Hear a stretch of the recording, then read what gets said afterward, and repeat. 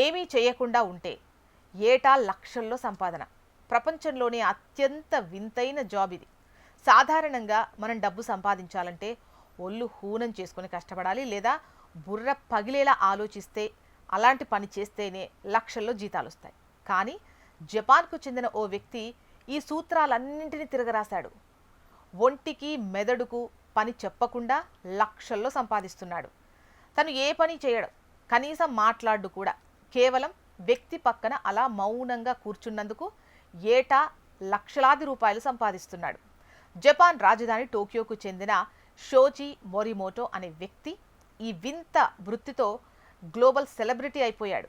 ప్రజలు ఇతన్ని ముద్దుగా డూ నథింగ్ రెంటియే మ్యాన్ అని పిలుచుకుంటారు. అంటే ఏమీ చేయని బాడుగ వ్యక్తి అని. 2018లో సరదాగా మొదలైన ఇతని ప్రయాణం ఇప్పుడు కోట్లలో ఆదాయం తెచ్చిపెడుతోంది.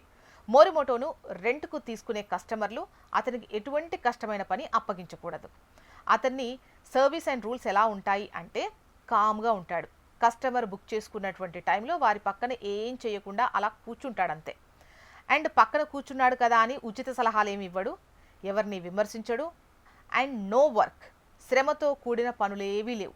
ఇంటి పనులు చేయడం, బరువులు ఎత్తడం లేదా క్లీనింగ్ వంటి పనులను అస్సలు ఒప్పుకోడు. కేవలం తోడుగా ఉంటాడంతే. ఒక మనిషి తమ పక్కన ఉన్నాడు అనే భావన కస్టమర్కు కలిగించడమే ఇతని పని.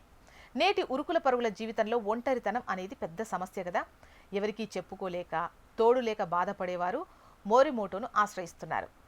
హోటల్కు ఒంటరిగా వెళ్ళి తినడానికి ఇబ్బంది పడేవారు ఇతన్ని తోడు తీసుకెళ్తారు.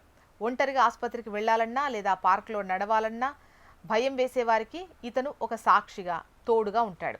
ఇక ఎలాంటి జడ్జిమెంట్ లేకుండా కేవలం తమ పక్కన ఒకరున్నారనే ధైర్యం కోసం ప్రజలు వేల రూపాయలు ఖర్చు చేస్తున్నారు. మోరిమోటో ఒక్కో విజిట్కు సుమారు 6,000 రూపాయలు ఛార్జ్ చేస్తాడు. జపాన్లో ఇతని సేవలకు ఉన్నటువంటి డిమాండ్ చూస్తే ఆశ్చర్యపోవాల్సిందే. ఏడాదికి అతను సరాసరి 65 నుంచి 70 లక్షల రూపాయల వరకు సంపాదిస్తున్నాడు.